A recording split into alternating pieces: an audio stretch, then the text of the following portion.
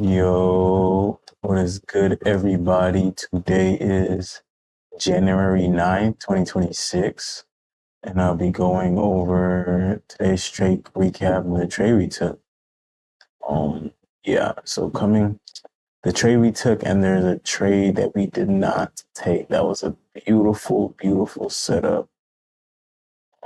Yeah, let me turn on the skills on.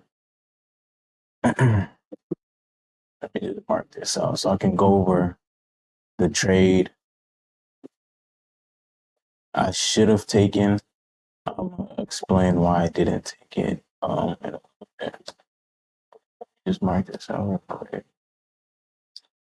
Boom, Asia low. Boom, London low. So the reason I did not end up taking this, 1 second, go to market open.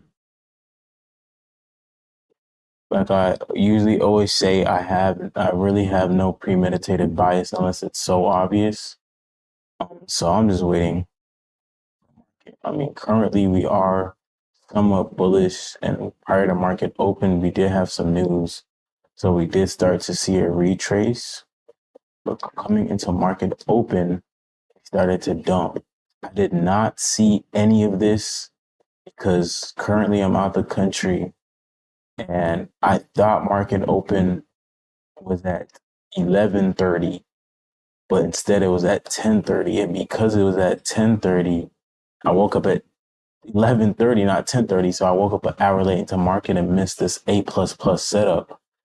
I mean, I also low-key would have liked this. I think this would have ended up being a break-even trade. We split London lows V-shape out of there.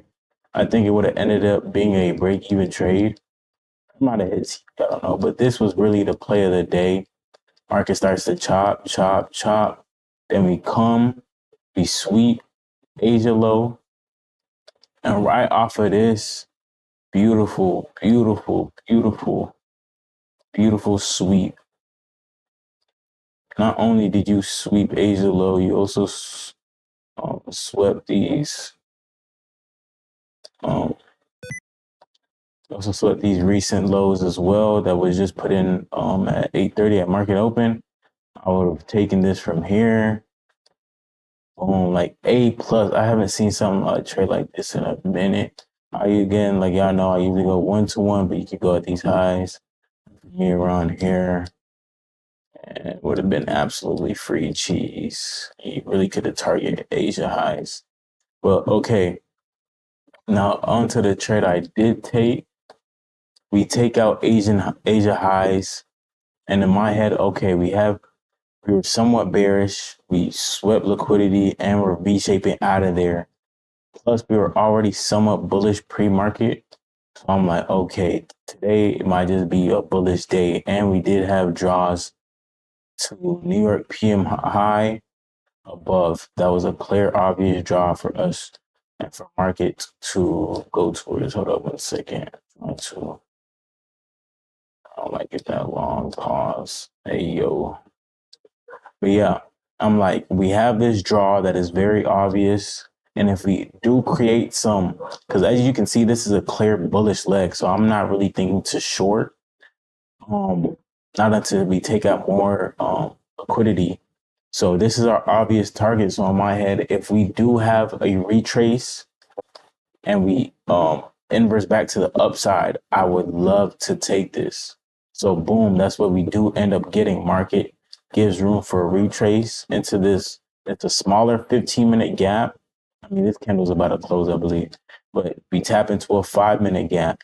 So I'm just watching. Okay, this is what I like. Market might give us an opportunity to get in here, and then because this is our jaw, I like this because we had jaws to the upside. So in my head, I'm thinking, okay, I could probably get a trade off in that direction since we are getting it at a discounted price right now, though we are in premium.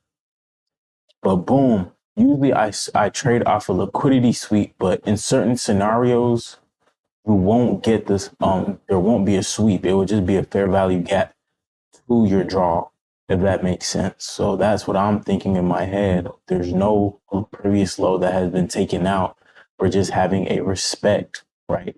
So boom, the our regular three drive pattern, 3-4 drive pattern, because I did not take this because I don't know, like something in me told me not to really take. I didn't love it too much, and what else?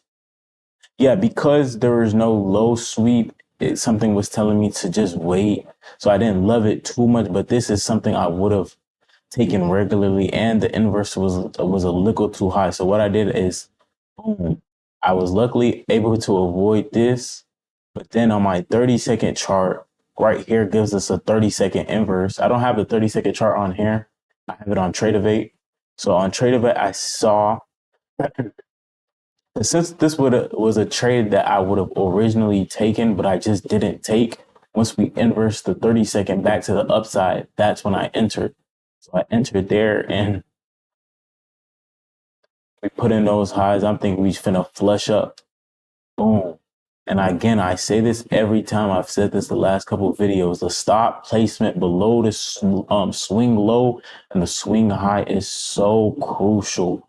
Like I've been I can't even count how many times we've been saved because that stop placement is just so goaded. And boom, since we already reached this point, during this duration of the trade, I mark that as my break even point.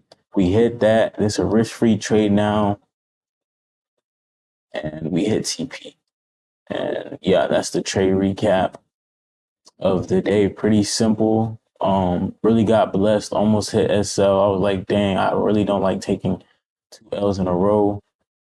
Pair of the accounts, the profit on the day only ended up being like 780 something times 9, because for me what I like to do is once market is about to hit my TP, I start trailing heavy, like depending on how the volatility looks, and it started to look heavy to me.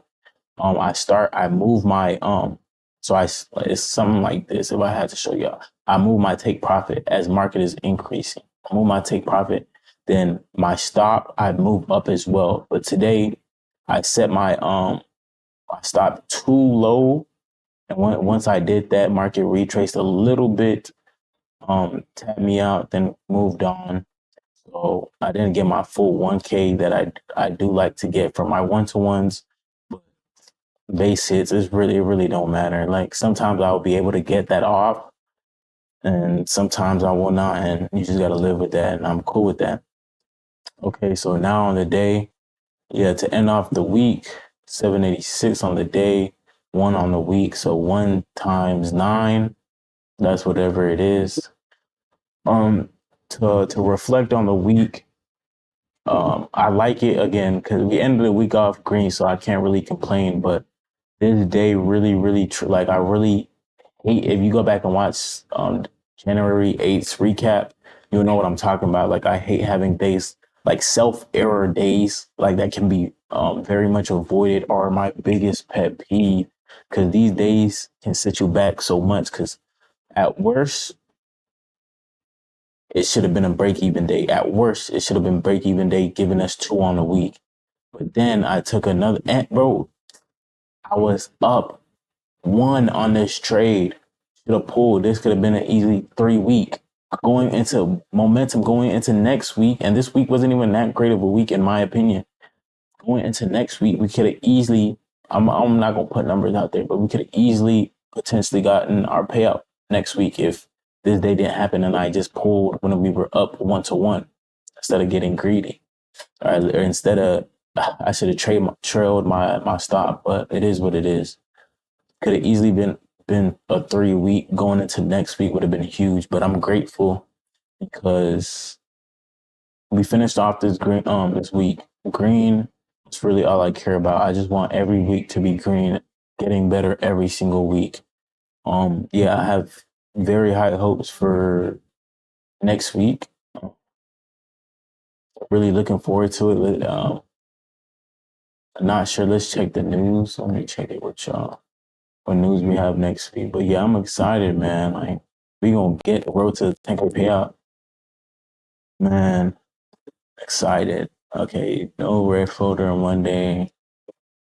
We got red folder Tuesday, Wednesday, Thursday.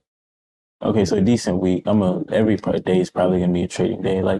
Like I say, like if I like it, I'm gonna take it for the most part. Like I don't care if it's no news or anything. But yeah, thank y'all for joining Trade of the Day. I could break down a later trade that presented itself. I did not end up taking because it was like at 2 p.m. But yeah, that's it for the week. Y'all have a blessed week. I will see y'all next week. Peace. Thank y'all.